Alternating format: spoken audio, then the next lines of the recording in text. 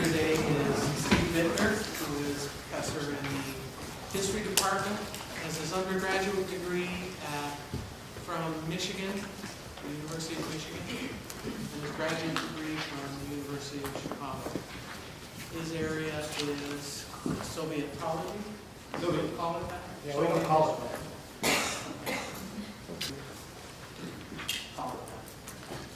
And has graciously accepted the assignment to help you understand how history and the Holocaust go together. So please, without further ado, why don't you welcome Steve Bittner.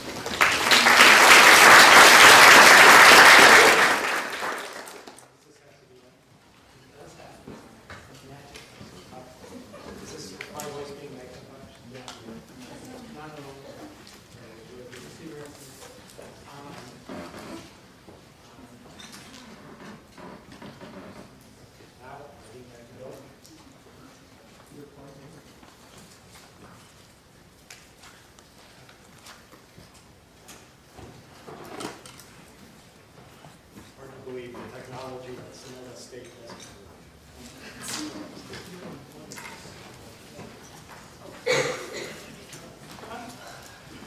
Okay, the light's on and I can hear myself. I'm being broadcast. Well, it's 4 o'clock on a Tuesday afternoon in February, and I am wearing a jacket. And that can only mean one thing, that it's time for my annual Holocaust lecture. This is the third iteration, the third time I've done this. And I have to admit, I'm not at all embarrassed that the students who are here have never heard me do this before, so I'm not embarrassed about that. But Myrna now has heard this twice, and today will be the third time. And I am a little embarrassed about that. Thank God Barbara isn't here. Okay, well, I always begin this this talk with a disclosure, and to be honest, I am, no matter how you cut it, I am the least accomplished speaker of the semester. And in fact, I really marvel at the quality of speakers that this lecture series brings to Sonoma State. As Myrna indicated, I'm a product of the University of Michigan. Those of you who have had me in class know that I live and die with what happens on a football field in Ann Arbor on Saturday afternoons. But one of the things that I really miss about Michigan and places like Michigan is this very sort of lecture series. This is what you would find at Berkeley or UCLA or at Michigan or at Wisconsin. And we're really fortunate to have it here at Sonoma State, despite our size, our small size. And when I see the list of speakers that visit every year because of our lecture series on the Holocaust, I can almost imagine that I'm in Ann Arbor or Madison. So that's my first disclosure. My second disclosure is that I am not a historian of Germany. I am a historian of Russia and the Soviet Union. So I'm an outsider to the field that you guys have devoted a semester to studying. And so what this means is that I certainly don't understand these events like an insider does. And at the end of the class, we have time for questions. I may actually deflect the questions to Myrna or to somebody else here who knows more about this than I do. But just the fact that I'm an outsider doesn't mean I haven't thought about the Holocaust. In fact, I've thought about the Holocaust a great deal. In truth, there's a good deal of theoretical overlap in the scholarship on Nazism on one hand, in Stalinism on the other.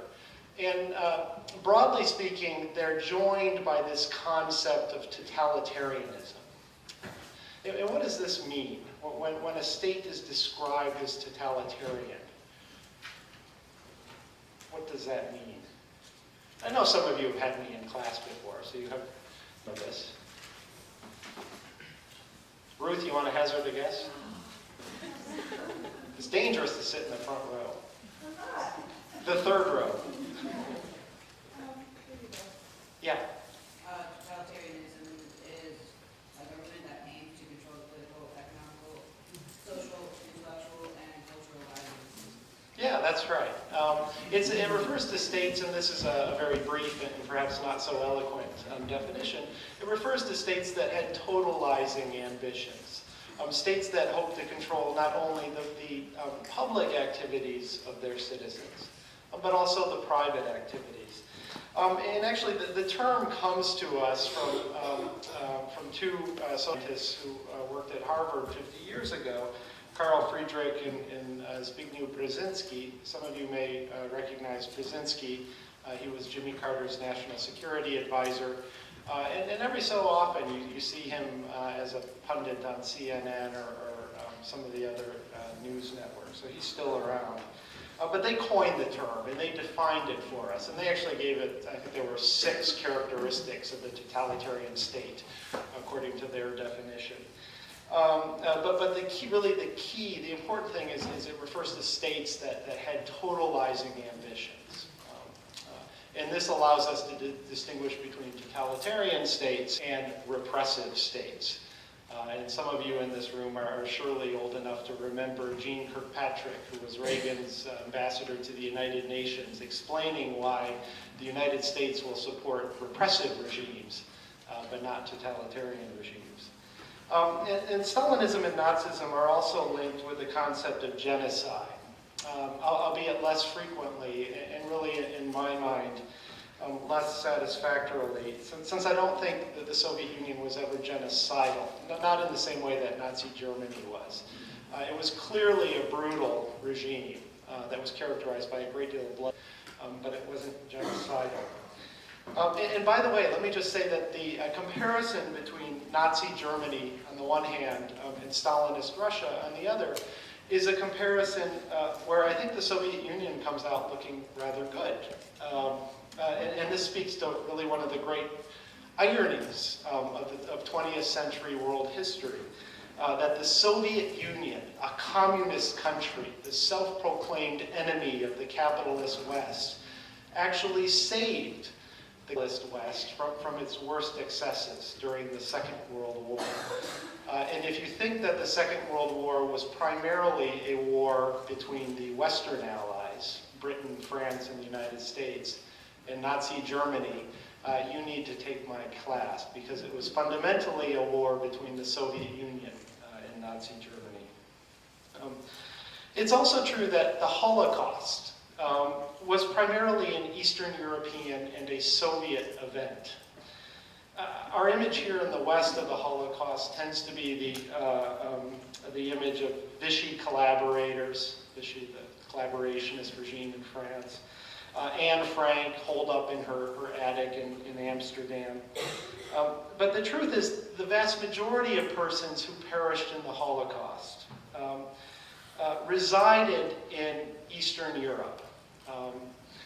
And if we include lands that the Soviet Union partitioned in 1939, some of you probably know, Poland was gobbled up by Nazi Germany and Stalinist Russia in 1939.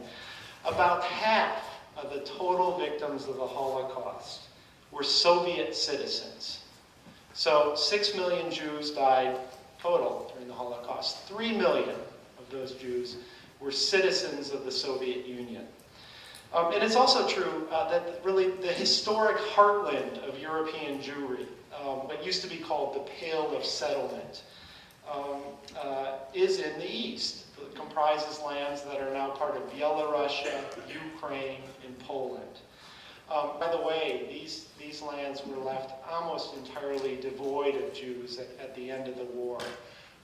In fact, there's a Soviet writer, Ilya Ehrenberg, who gets in trouble in the post-war years for writing a lengthy essay called Ukraine Without Jews.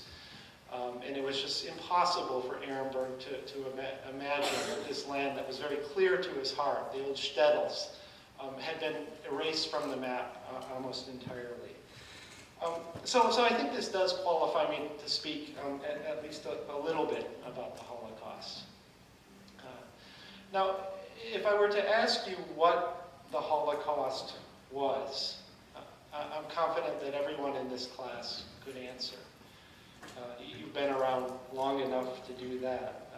The Holocaust was the event where German soldiers, political leaders, and bureaucrats, and their known abettors planned and implemented the systematic murder of 6 million Jews and smaller numbers of the Roma.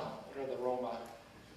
Gypsies, yeah. Slavs, handicapped persons, homosexuals, and communists. So, as such, the Holocaust is really the central event in all of German history. It is the central event in modern European history.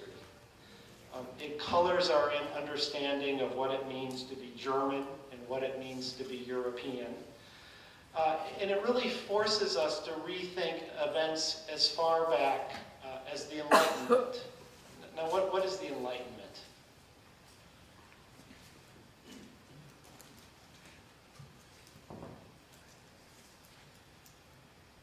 We cannot leave Sonoma State today without knowing what the Enlightenment is. I'm sure you all know what it is, and your silence is only a product of your shyness. The Enlightenment, roughly, we date it 1650 to 1800, was this great philosophical and political awakening whereby philosophers and political leaders like Frederick the Great and Catherine the Great tried to apply rational scientific laws to the realm of politics. The Enlightenment produced the American Revolution. We are products of the Enlightenment here in the United States. It produced the French Revolution in 1789. But more important, the Enlightenment gave us this very dangerous idea.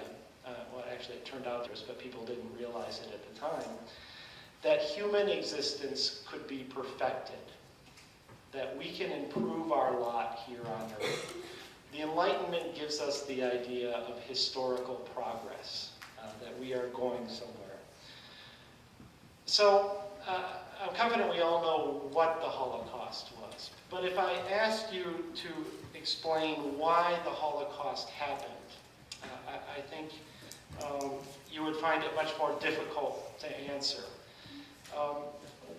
In other words, why did hundreds of thousands of seemingly normal, intelligent, and otherwise moral Germans participate in mass murder? And then why did millions and millions of their men do absolutely nothing to stop it? And as the historian Daniel Jonah Goldhagen pointed out a few years ago, your answer to that question, why the Holocaust happened, would probably have as much to do with the nature of human existence, what Joseph Conrad famously called the heart of darkness, our apparently innate capacity as human beings to perpetuate evil, to perpetrate evil. So our answer would have more to do with that than it would with the individual motivations of the persons who actually were complicit in the Holocaust and who participated in murder. Now, I am not so naive as to think that I can answer this question, why the Holocaust happened. And in fact, I'm pretty confident that you will leave this class this semester. You will exit this class being much more confused about this question probably than when you began the class. In truth, the question may be unanswerable, why this all happened. And I'm pretty confident that 100 years from now, students will be sitting in hopefully an updated version of this auditorium, although our budget crisis is rather dire, so who knows. And they will be talking about the same question, why the Holocaust happened. It will be with us for a long time. So in lieu of answering this big question, I do want to provide you with some historical background today, some conceptual tools, so you can begin to formulate an answer on your own. And I think that that's really one of the core rationales behind the Holocaust lecture series, to get you thinking about some of these big issues. So today, I'm going to identify three big structural developments in European and German history that in my mind facilitated the Holocaust. And then I'll move on to the specific circumstances under which the Nazis came in the early 1930s, and then how they set about persecuting the Jews. And then, if I have time, I will conclude with a few thoughts about the ways historians have made sense of the Holocaust, and about the big arguments that we have made. So let me start with anti-Semitism as the first structural phenomenon that facilitated the Holocaust. A few years ago, we had the most famous, I think probably the most famous living historian of the Holocaust, Yehuda Bauer, University of Tel Aviv. And Yehuda Bauer has written a whole book on anti-Semitism. And he warns the reader at the outset of the book that this is really a stupid term. I think that's exactly how he describes it, a stupid term. And it's stupid because there is no doctrine of Semitism to be opposed to. So how can we have anti-Semitism when we don't have Semitism? But nonetheless, in its common usage, anti-Semitism refers to animosity towards Jews, right? But interesting, not other Semitic peoples, not Arabs, for instance. In some forms, anti-Semitism is as old as Christianity itself. Many verses in the New Testament strike the modern reader as anti-Semitic. And they probably reflect tensions in the early Christian church between Jews who embraced the new religion and Jews who refused to do so. But of course, much of Christian Semitism hinges upon the idea that Jews were responsible for the death of Christ, that Jews have the blood of Christ on their hands. According to the book of John, for instance, Pontius Pilate, some of you know this story quite well, the Roman governor of Jerusalem, was ready to pardon Christ. But he was convinced otherwise by a hostile Jewish crowd. According to the book of Matthew, Caiaphas, who was high priest in Jerusalem, helped fabricate evidence against Christ. Although a fuller reading of the book of Matthew actually suggests that Caiaphas did this in order to stave off a Roman military intervention. And actually, probably some of you saw the movie The Passion of the Christ, and this is what got Mel Gibson into trouble initially, and led to charges that Mel Gibson was anti-Semitic because he told the story of Caiaphas. Now, I think we have to thank Mel Gibson for ending the debate. I think he proved finally and fully when he was pulled over by the police in Malibu last year that he is in fact an anti-Semite. Now, as a result of this, until the 20th century, it was accepted doctrine in the Catholic Church that Jews were responsible for the death of Christ. And this alone was often the cause of a great deal of popular animosity towards Jews.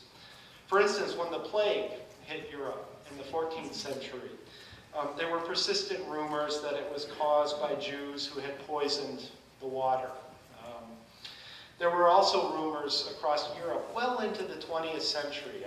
I've run across this a lot in Russia, that Jews used the blood of Christian children in their silver matzahs. Along with Muslims, Jews were targeted by the Crusades. What were the Crusades? Yeah, right?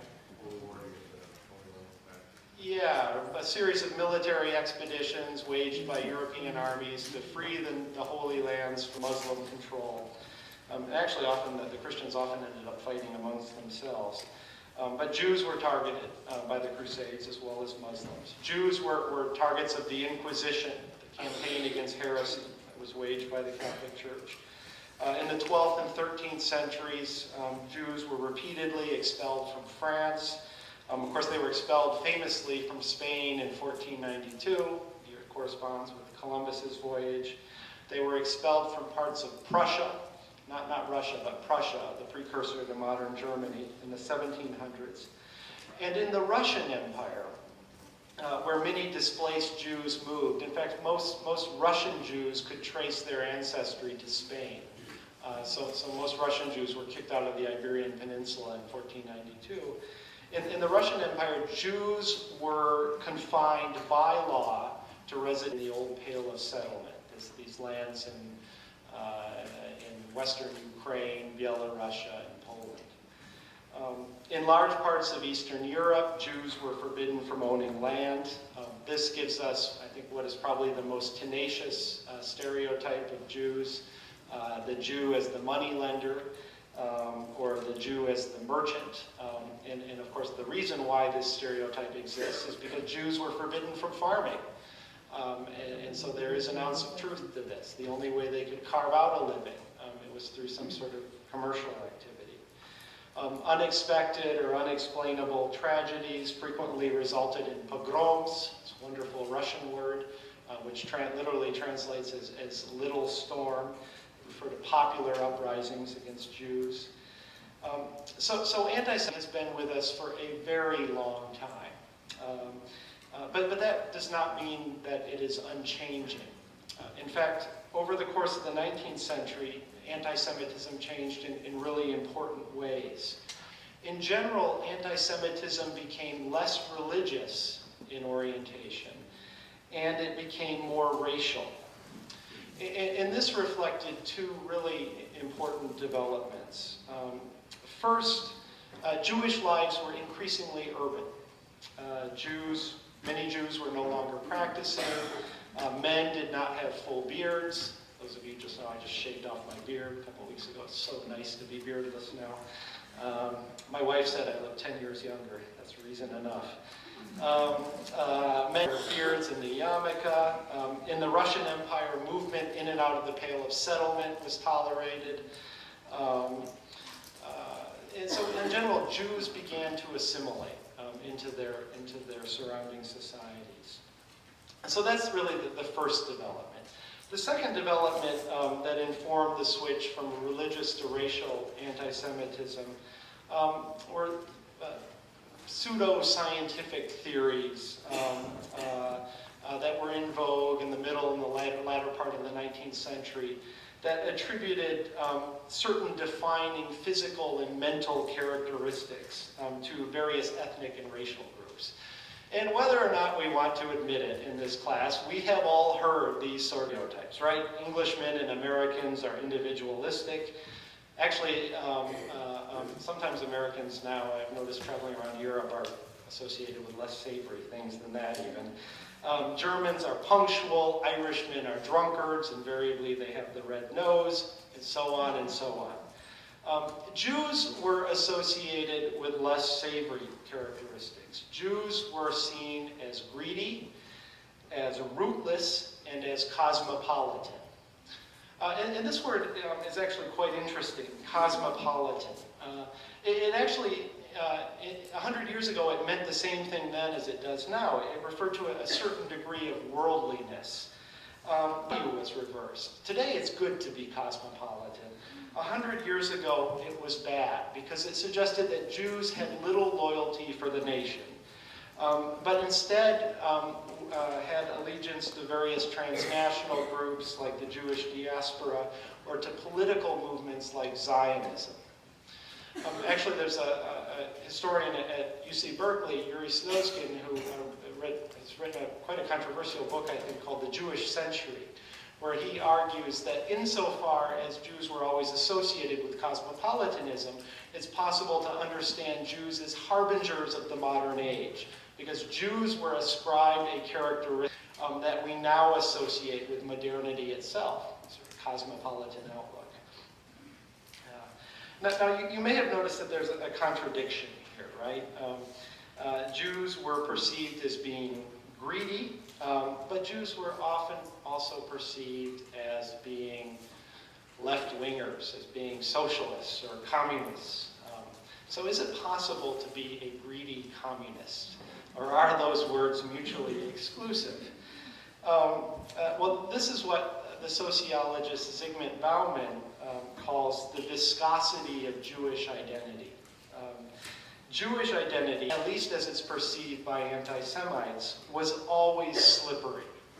Okay, what is that? What do I mean, slippery? Well, one day Jews can be greedy arch-capitalists, and the next day they can be conniving atheistic Bolsheviks. And oftentimes it's the same anti-Semite propagating these visions of Jews, apparently unaware of the contradiction between them. Now, this is certainly not an exhaustive list of the indignities that Jews have been subjected to over the last 2,000 years, and it's really not to be one. But I do want to make one important point here, and this is a point that the historian Jan Gross makes in his study of the Polish city of Jedwabne during the Holocaust. Gross argues that before the Holocaust, anti-Semitism was a lot like an intractable, low-intensity war.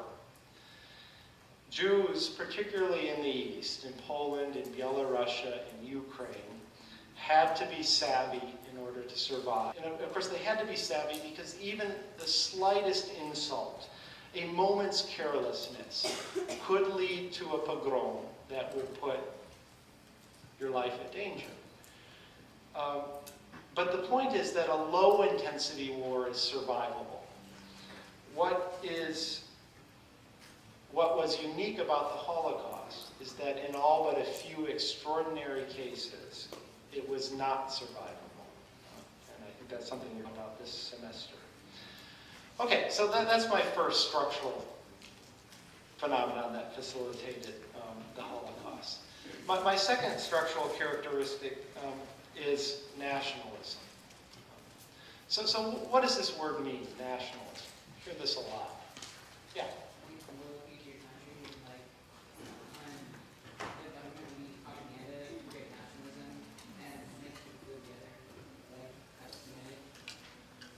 Yeah, so in 1980, when I was 10 years old and going crazy when the Americans were beating the Russians in Lake Placid in hockey, was I being nationalistic or was I being patriotic?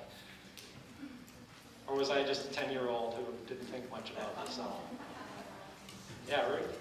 The ability of a nation to form its own state? Yeah, that's a pretty eloquent and short definition. Nationalism is a doctrine that holds that each nation should have its own state. You know if it ends in ISM, it's got to be a doctrine, right? That's the most common of New York Times crossword clues. The clue will be doctrine, and the answer is 3 letters. It is always ISM. So nationalism is a doctrine that holds that each nation should have its own state. And then, so how do we define nation? Yeah, Carla? Well, a nation is people who feel some kind of allegiance to culture, language, heritage, things that hold them together. That's right. It's a group of people who perceive some sort of affinity amongst themselves. Americans, we are a creedal nation. You become American by, subscribing to certain core beliefs that come to us from it. But different nations envision themselves in different ways. We have nations where ethnicity is the primary marker of national inclusion. It can be language, it can be culture, it can be religion, it can be some combination of the above. Now, despite what nationalists often say, and nationalists are really have often been prone to locate the origins of nations in the distant past. In French history or German history, you'll learn pretty early on that there are a lot of Frenchmen and French patriots in Germany. But in fact, nations are relatively new phenomena. They have been with us, even the oldest nations have been with us for a relatively short period of time, only about 200 years. In many of the nations in Eastern Europe, where the epicenter of the Holocaust, are quite a bit younger than this even. In Western Europe, the signal event for nationalists was the French Revolution in 1789. And the French Revolution is important because it located political sovereignty in the broad citizenry rather than in a narrow aristocracy or in the royal family. In Central and in Eastern Europe, where territories were incorporated into multinational, multi-ethnic empires or independent principalities, nationalism was shaped in important ways by a cultural phenomenon we call Romanticism. And Romanticism is not what you see at the checkout lane at the grocery store. And I do want to plug my aunt. I have a relative, F. Roseanne Bittner, one of the most famous of romance writers. She's had Fabio on several of her covers. Yeah, she's made much more money publishing than I have. Hard to believe. So Romanticism, in its broadest sense, refers to a movement in art, in thought, in cultural sensibility, in which feeling and imagination are emphasized rather than science and reality. Okay? And so Romanticism is often referred to in scholarly literature as the counter-Enlightenment. It was a reaction to the Enlightenment. In fact, Romanticism gave us modern conservatism, this belief that we need to preserve the status quo or return to the golden age of the past is at its core a romantic idea, contrary to the idea of historical progression that comes to us from the Enlightenment. And really by the 1750s, the notion of historical progress was firmly entrenched in Europe. The French and American Revolution seemed to attest to the fact that humans were capable of improving their lot on this earth. The French and American Revolutions, the emancipation of all men, right? And of course it was gendered, highly gendered, all men, not necessarily women. And so they were kind of the apex of Enlightenment thought. Now, Romanticism was a reaction to this growing confidence. Romantics expressed deep anxiety about the extent and pace of social and cultural change that was occurring in Europe during the late 18th and early 19th century. Romantics were skeptical of science. Of course, the great romantic novel, the greatest of all romantic novels, is Mary Shelley's Frankenstein. Romantics were skeptical of the claim that man had mastered the secrets of nature. Romantics were of the sense of vulnerability and anxiety that beset men. Now, in Germany, a couple really important romantics that informed understandings of the German nation. And these were Richard Wagner, the composer, and Johann Gottfried von Herder, who was a poet. And both Herder and Wagner celebrated folk culture. In fact, they saw folk culture as the only constant in life. You know, folk culture had been constant for centuries and centuries and centuries. So the culture of the peasant in the German village in 1850 was the culture of the peasant 1,000 years earlier. Well, at least this is what they thought, of course. And so Herder and Wagner argued that the authentic national soul existed in folk culture. And the nation was unified. In fact, the nation was defined because it shared in this cultural patrimony. So if you want to find out what makes a German German, you don't look in a great cosmopolitan metropolis like Berlin. You look in the German countryside, and you look at the daily lives and the habits and the folk legends of German peasants. Now, that we also are susceptible to this sort of nonsense, right? I mean, how many times have you heard it said that New York is not a real American city? If you want a real American city, you go to Chicago, or even some more godforsaken place like Omaha, Nebraska, right? Because these cities are inward-looking. They're not outward-looking like New York and San Francisco and LA. Now, the irony here is that romantic nationalists were often worldly, polyglot intellectuals who idealized the lives of illiterate peasants. But they really transformed notions of nationalism.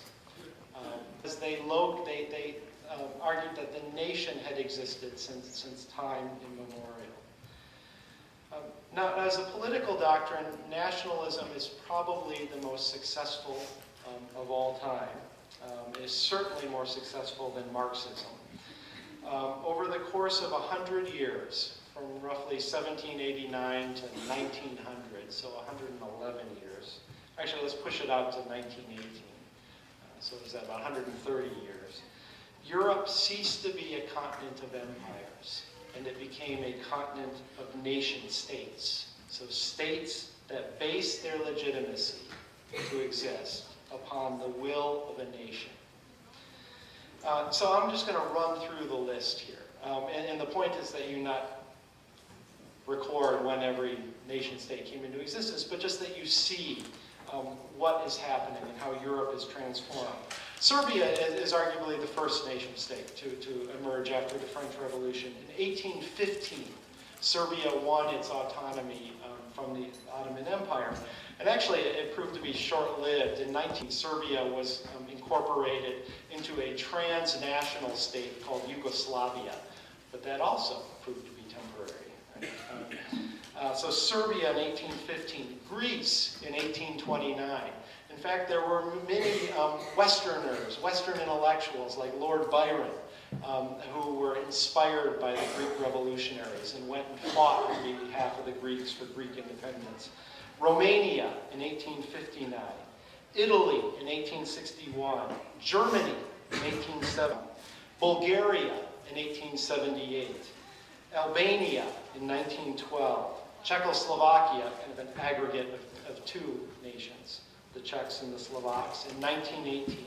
And then in 1918, there were a whole slew of new nations, right? Primarily because Woodrow Wilson and Vladimir Lenin espoused the same policy on nationalities. Czechoslovakia, Poland, Latvia, Lithuania, Estonia, Ukraine, all won their independence in 1918.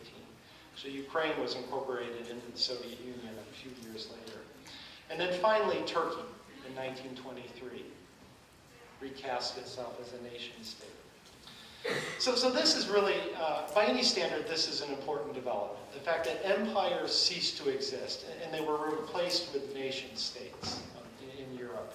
But nationalism also caused problems. And you all have a handout there. And the handout reflects the fact that the borders that were drawn between nation states were not perfect. There were many, many people who lived outside their titular nation state. Romanians lived in Russia. Ukrainians lived in Poland. Germans, in huge numbers, lived in Czechoslovakia. Turks lived in Bulgaria. So on and so on and so on. So millions of people lived outside their titular nation state. And then there were the Jews. And the Jews had a nationalist ideology, Zionism, but they did not have a nation state. And in fact, if we think of the 19th century as the age of nation states, when nation states emerged, the Jews were the last great unanswered problem at the end of World War I, because they were the largest of nations that was left without a state at the end of the First World War. And of course, what the dimensions of this state should be, whether there should be a state at all, was the cause of endless debate. Okay, so nationalism, that's my second characteristic that informed or facilitated the Holocaust. My third, and I'll be much more brief here, is militarism, even in peacetime. European powers spent increasing sums of money on weapons production. In France, between 1870 and 1914, military spending doubled. In Britain and in Germany, military spending tripled between 1870 and 1914. And in Russia, in 1914, the military accounted for a full 1/3 of the total state budget. Now, I always ask my students when we talk about this in my classes as a point of comparison, what is it here in the United States? Does anybody know offhand what our military spending is? And what percentage of the total budget is that? It's about 42%. 42%? 42% of discretionary spending, right? Yeah, it's, and it's a smaller percentage of the total state budget because the total budget includes entitlement programs, which are about a half. So we're talking here about 25, 30% of the total budget is military spending. So even by our standard, and we spend a lot on our military, Russia was spending a huge amount in 1914. On the eve of World War I, there were some 19 million men and women in uniform in Europe, ready to go to war. And even, I think more important, military thinking and military values were beginning to pervade European society. The idea of violence became culturally acceptable across the political spectrum in Europe in the early part of the 20th century. On the left, Marxists. On the right, social Darwinists. In the middle, liberals. Everybody thought that struggle between people was historically necessary, and in some ways even beneficial, that this is the only way that deep-seated problems could be resolved. Jingoism, that's a rather bellicose form of nationalism, became the approved standard of patriotic expression in Europe on the eve of the Great War. Interestingly, this apparent enthusiasm for violence was manifested in extremely low desertion rates once the European powers actually were in August of 1914. The French command, for instance, was anticipating desertion rates somewhere between 5 and 15%. Right? It was really easy for French soldiers to desert. They could just walk home. In reality, the desertion rate was less than 1%.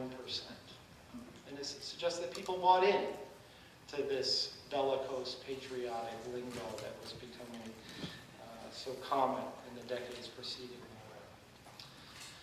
the war. Okay, so I have anti-Semitism, I have nationalism, and I have militarism. And I think these three phenomena set the stage for the Holocaust. Okay? So now let me move on, and I want the Nazi rise to power. The Nazi success really built upon the failures of German liberalism. And liberal means something quite different 100 years ago than it does now. Of course, the opposite of liberalism here is conservatism. But in fact, the Conservative Party in the United States is the most direct offshoot of the liberal parties from the early part of the 20th century. Classical liberalism refers to respect for the free market and civil liberties, particularly the right to engage in commerce. And liberalism is a document to us from Adam Smith and David Ricardo. It really became the reigning political ideology in the latter part of the 19th century. It gave us the Republican Party, among others. And Nazi success in the 1920s and the 1930s was really built upon the failures of German liberalism. In particular, the failures of what historians call the Weimar Republic. And Weimar was a city, it's actually in the eastern part of Germany, it was in the GDR during the Cold War, where the new German Constitution was drafted at the end of World War I. And the Weimar Republic lasted until 1933. And during this period, it was arguably the world's most democratic state. It was deeply troubled, but it was also deeply democratic. And of course, probably many of you in this class know why Weimar struggled so mightily. There were the onerous reparations that were mandated by the Treaty of Versailles. Interestingly, Woodrow Wilson was always an opponent of reparations and was convinced only by Clemenceau and David Lloyd George to go along with the idea of reparations. But equally important, there was a great deal of political polarization between left and right in Germany. For instance, on November 9, 1918, the founding day of Weimar, of the Weimar Republic, German socialists proclaimed the formation of a Soviet-style state. So it would be as if on July 4th, 1776, if the founding fathers of the American Republic weren't the only ones proclaiming a new American nation on that day. If there was an adversarial group in Charleston, South Carolina, or in Baltimore, proclaiming of a very different sort of state. Well, this is exactly what happened in Weimar. On the same day, the formation of two states were proclaimed, two very different states, one liberal, bourgeois, and democratic, and one socialist. And what this means is that from the very start, from the moment of its inception, Weimar was deeply flawed. There was a lack of political consensus about what the new German Democratic Republic should look like. In 1920 and 1923, there were right-wing ups in Weimar that capitalized on popular disenchantment over the economy and over the sense of national humiliation that the Treaty of Versailles wrought.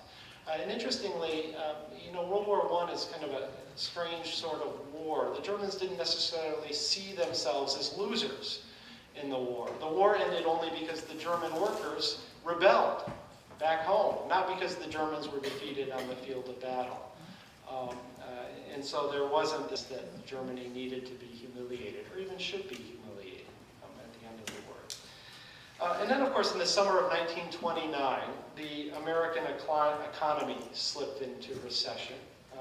In October, the New York Stock Exchange tanked.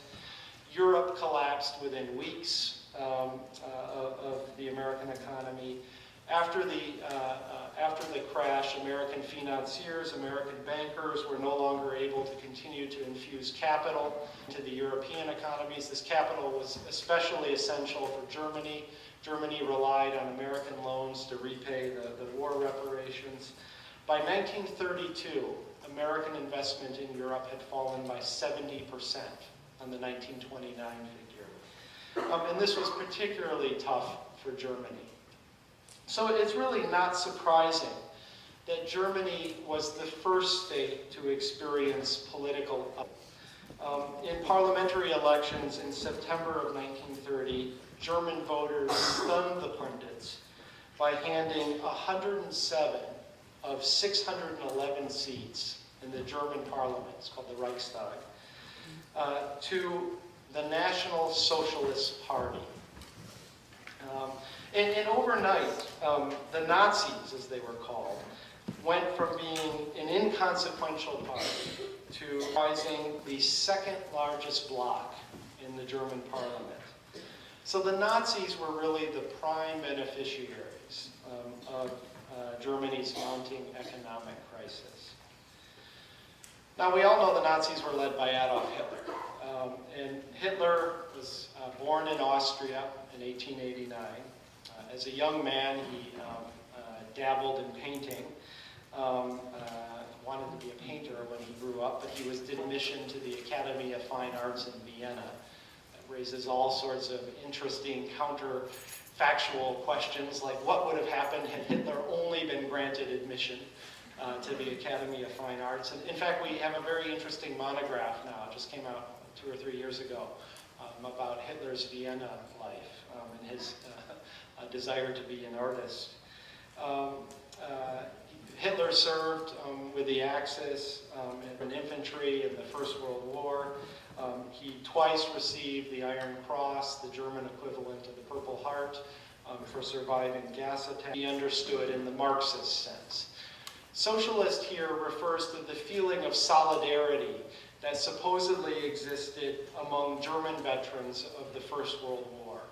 German veterans who felt like they had been betrayed by events on the home front.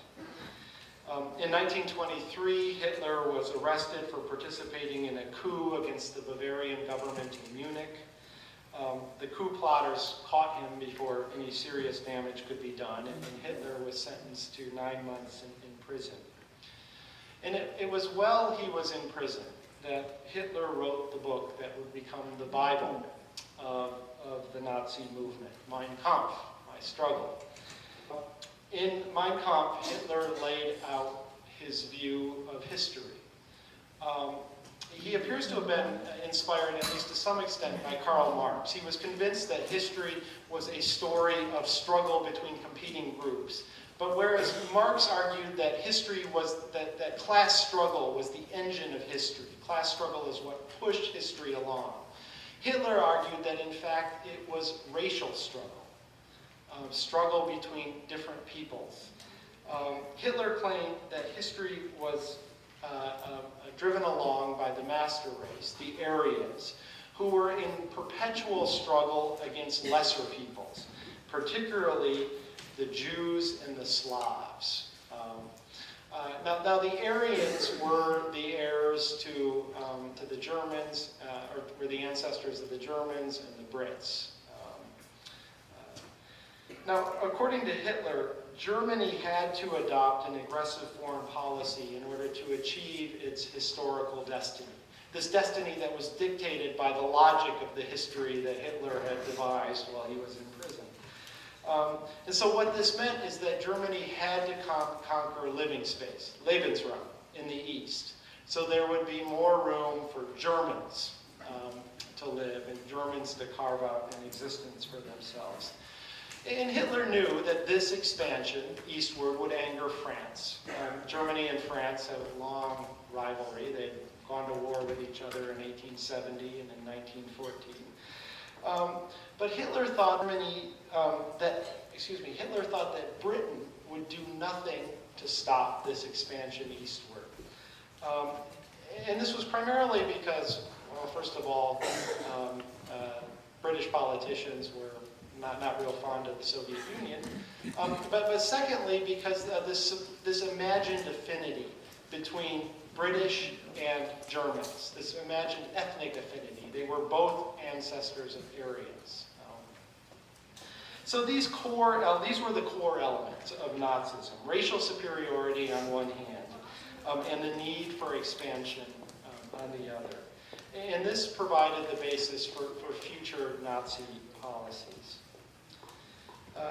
Came to power in Germany almost by accident. Despite the impressive showing of the Nazis in 1930, they still were only the second largest party in the Reichstag. The largest party were the Social Democrats, a left-of-center party, clearly in the political mainstream. In 1932, the Nazis became the largest party in the Reichstag, but they were still far from a majority. They had only 230 of 611 seats. And moreover, in late 1932 and in early 1933, there's some evidence that suggests that Nazi popularity among the voters was actually beginning to wane. And people previously voted for the Nazis were shifting support to the communists. So they were going from the far right of the political spectrum to the far left of the political spectrum. And I think this is proof that it's actually not a spectrum, it's a circle. You go far enough right, you start to come back left. You go far enough left, you start to come back right. So it appeared in early 1933 that the Nazi phenomena was beginning to fade. Now, ironically, the Nazi seizure of power can be attributed, at least in part, to the commitment among the mainstream parties, particularly the Social Democrats, to the creation of a liberal bourgeois democratic republic, the sort of state that we would recognize as Americans.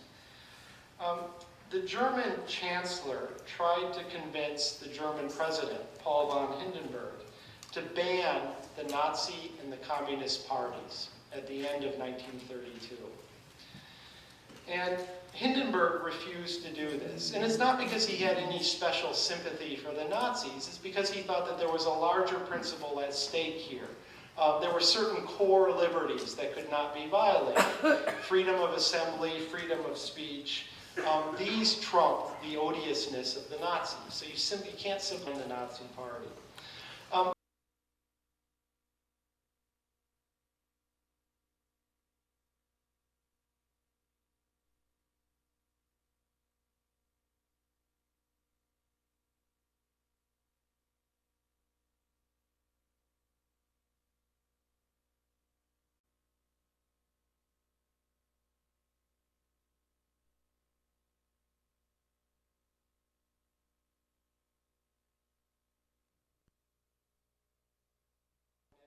Which contained, there were 11 people in the cabinet, but only 3 of them would be Nazis.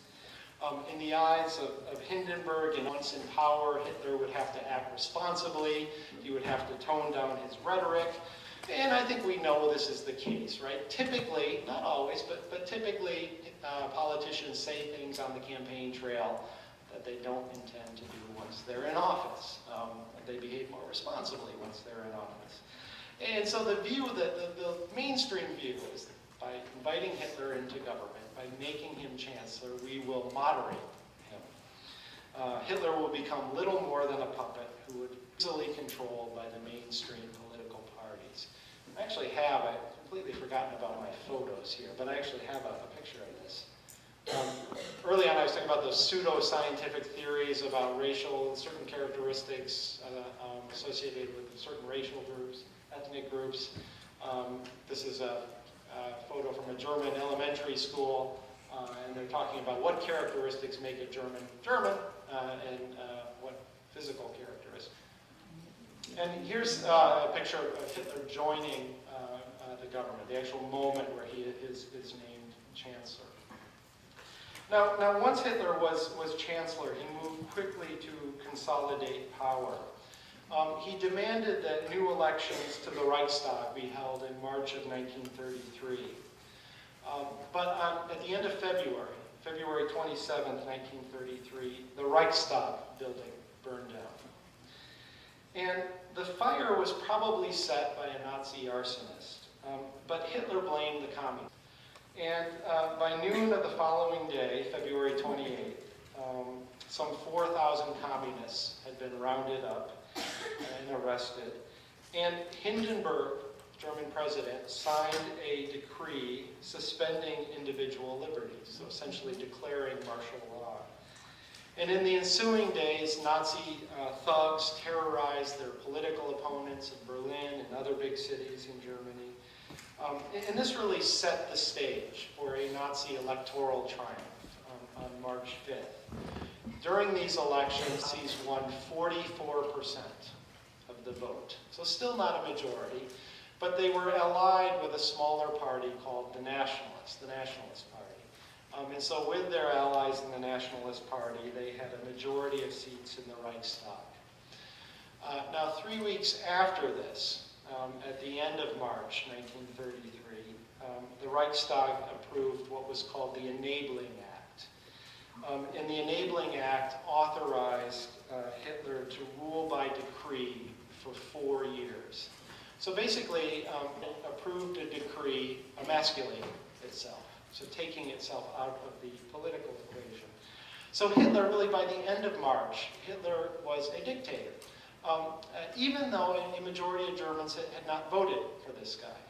His party had only gotten 44% of the vote. Now, two factors made the Nazi expansion so rapid. First, the Nazis did not hesitate to use coercion. That's a euphemism for violence, primarily through the Gestapo, the secret police. Also, thousands and thousands of bureaucrats made a decision that supporting the Nazis was good for their career. So they saw in the Nazi party upward mobility. The traditional institution that was most likely to give Hitler trouble was the army. And we know that many of the prominent officers in the military thought that Hitler was a dangerous kook, he was going to get Germany involved in a war. But of course, Hitler needed the military's support to wage this aggressive foreign policy, to seize Lebensraum in the East. So to quell the possibility of a military uprising or military opposition against Nazism, Hitler accused the leaders of the so-called SA, what is this, the stormtroopers? What's the SA? The Storm Battalion? What's his Personal Guard. Yeah, it's like an elite military, paramilitary group. I got this wrong last time I did this lecture, and one of my graduate students came up to me afterwards and pointed it out to me. I just want to say it wasn't Hope. That graduate student is not here today. Hitler accused the leaders of the SA, the Storm Battalion, of homosexuality, and ordered the SS to assassinate them. This is the so-called Night of the Long Knives, and this was on June 30, 1934.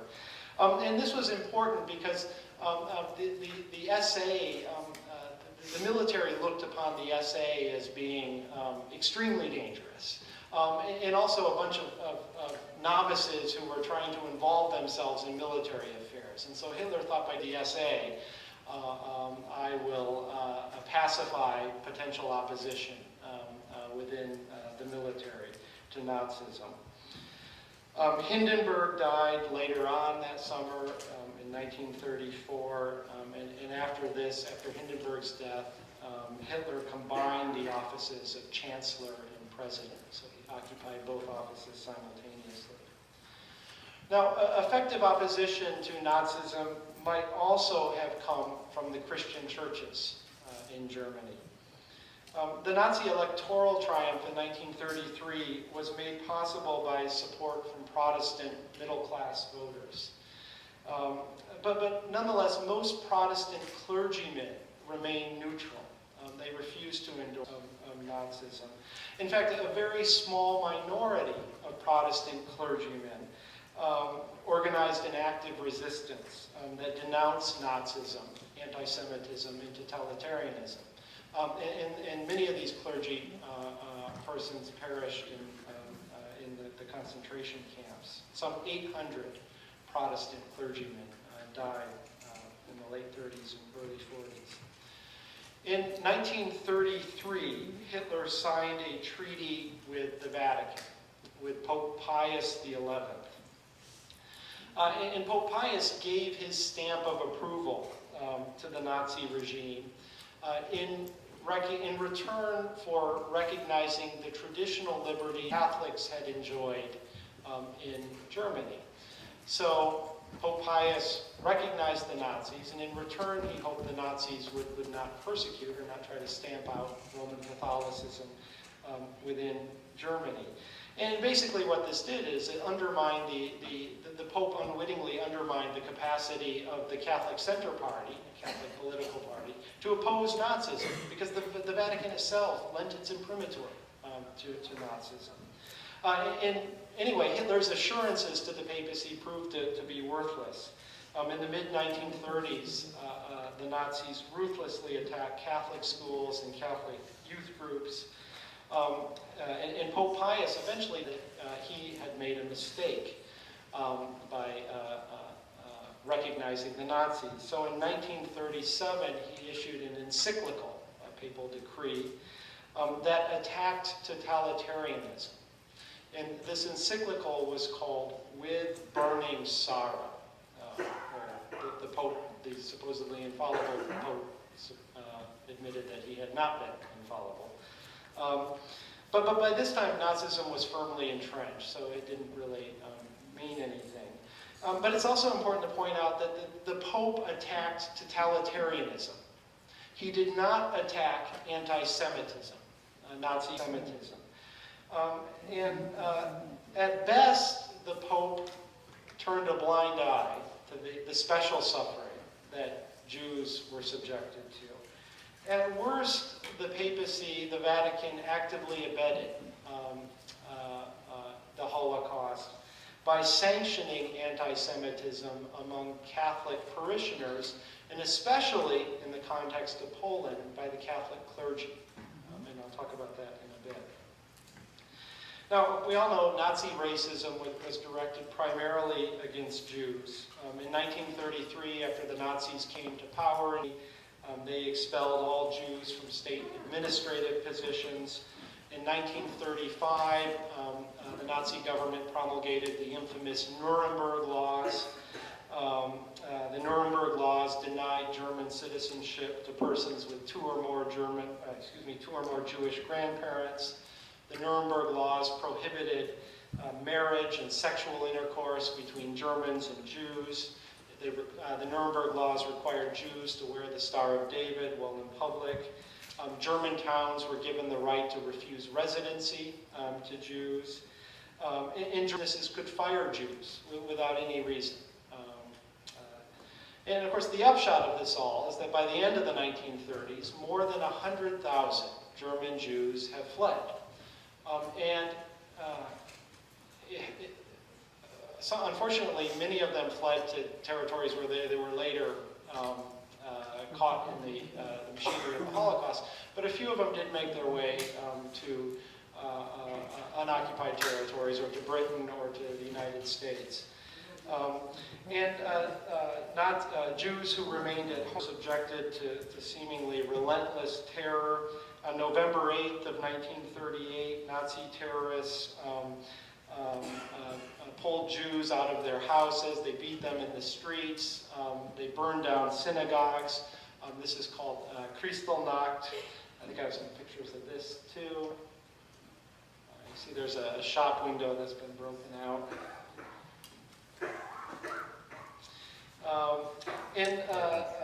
When all was said and done, some 200 synagogues were burned down, and 7,000 Jewish businesses were destroyed. And interestingly, Hitler's government blamed the Jews for the disturbances. And some 25,000 Jews were imprisoned, supposedly for rioting in the streets. Jews were forced to pay for the damage that had been done on Kristallnacht. Now, these early attacks on Jews were part of the disemancipation phase of Nazi policy. That is, to make something less than citizens, to take from them the civil liberties that other Germans enjoyed. What made the Holocaust unique was that this, in the end, was insufficient. This did not sate the Nazi hatred for the Jews. That in the end, only eradication could do that. Now, Hitler wanted Lebensraum in the East, living space in the East, and according to Nazi politicians, this would require the annihilation of 30 million people, mostly Slavs. And of course, the Slavs were only one step above the Jews on the Nazi racial hierarchy. They were subhuman as well. And to this end, the Nazis authorized special SS action teams to slaughter at will in territories that the German army conquered in the East, first in Poland, and then after June 22nd, 1941 in the Soviet Union. And I have some pictures of this. These people were usually required to dig their own grave. They were shot on the edge of the grave.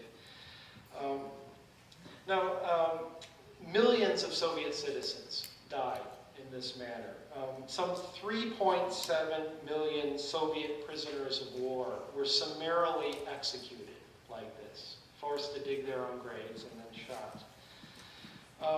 Now, of course, even lower than the Slavs in Nazi racial doctrine were the Jews. And Hitler was determined to eradicate as many of the 11 million who lived in Europe as possible. So soon after the outbreak of war, when did the war begin? Yeah, first 1939 is one of these landmark dates that everybody has to know, right? You should know it at least from the Auden poem. After the outbreak of the war in 1939, Polish Jews were rounded up and sent to, forced to live in ghettos, first in the Polish city of Lodz, but then also in Warsaw. It was from the ghettos that many Jews were taken to the concentration camps. The ghettos were not meant to be killing factories, but life in the ghettos was often so hard that mortality rates were somewhere in the vicinity of 20% per year by 1942. And this is basically through starvation and privation and exposure. Now, at first, the ghettos were a temporary expedient to isolate Jews from the rest of the human community while their ultimate fate was decided. But in July of 1941, Hermann Göring, at Hitler's command, issued the fateful order for the mass murder of Jews. And in the order, the exact quote is a total solution for the Jewish question in the German sphere of influence in Europe. And the following January, Nazi leaders met in a Berlin suburb, Wannsee, to map out plans to deport Jews to camps that were specially equipped to exterminate large numbers of people. Nazis figured out that execution by machine guns, essentially what the Einsatzgruppen had been doing, was deemed too slow and too costly, and these materials might better be used along the Eastern Front against the Red Army. So the preferred method of execution was the gas chamber. This had several advantages. Anything of value could be removed from the bodies after death, and then the bodies were burned and turned into fertilizer. Some corpses were boiled to produce soap. The most notorious of these camps was in Poland, at Auschwitz, not very far from Krakow. Auschwitz was a model of German efficiency. You notice that I just ascribed Germans a characteristic, right? I've said that they are efficient. See, I am not even immune to that sort of idiocy. Auschwitz was a model of German efficiency. It was capable of killing 12,000 people a day. By the end of the war, Auschwitz alone was responsible for the murder of 2.5 million people. In gas chambers, some 500,000 more died of barbaric treatment. Hope, I know, is planning to visit Auschwitz later this year. The Nazi plan to exterminate so-called inferior peoples also included gypsies, Jehovah's Witnesses, homosexuals, the mentally ill. Between 1938 and 1941, the Nazis perfected their gassing technique on 70,000 mentally ill Germans. German scientists eventually devised a form of cyanide known as Zyklon B that, when it was exposed to air, turned into a gas. But even at its most effective, Zyklon B took 15 to 20 minutes in order to kill its victims.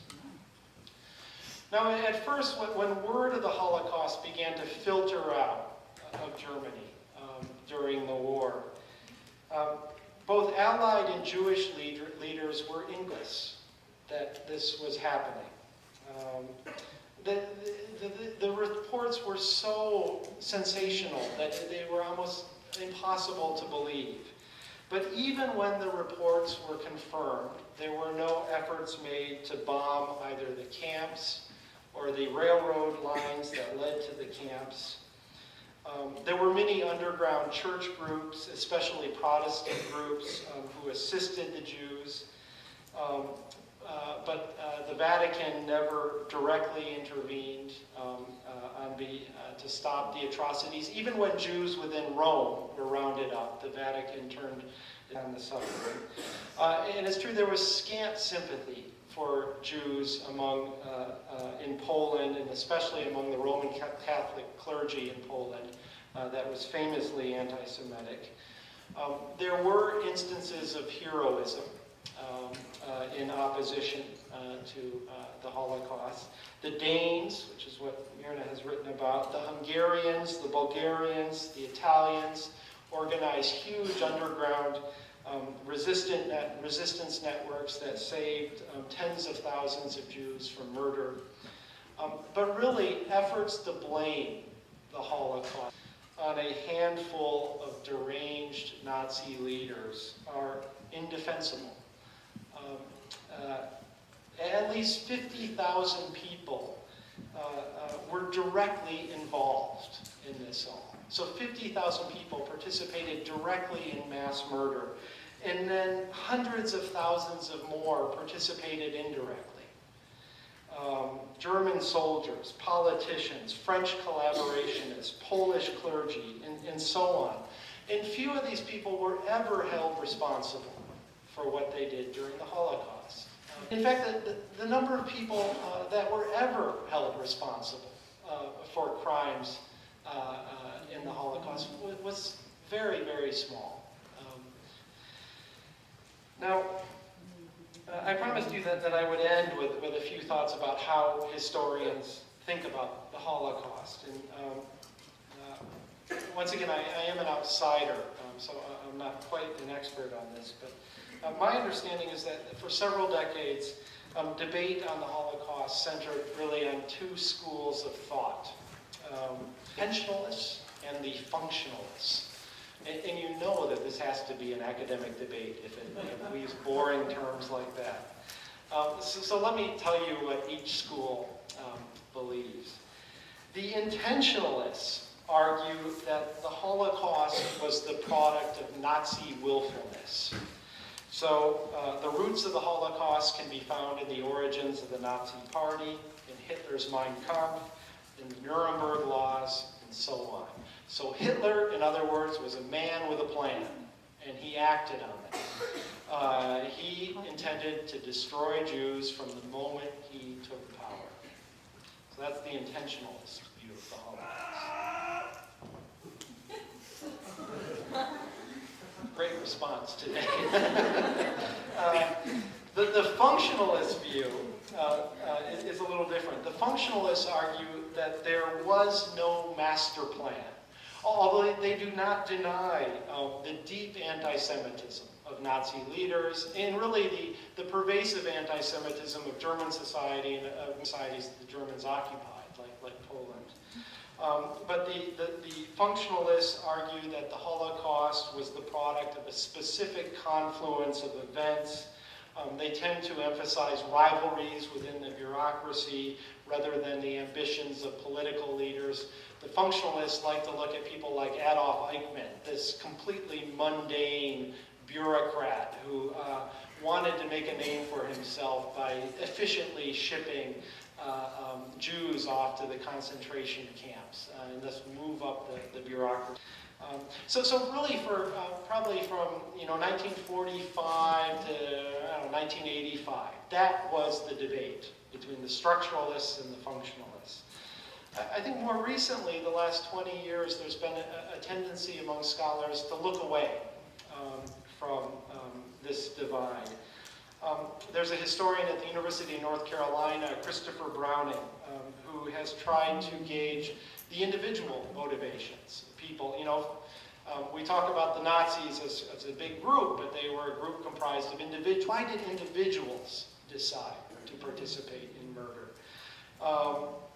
This is Daniel Jonah Goldhagen, who used to be at Harvard. Where is he now?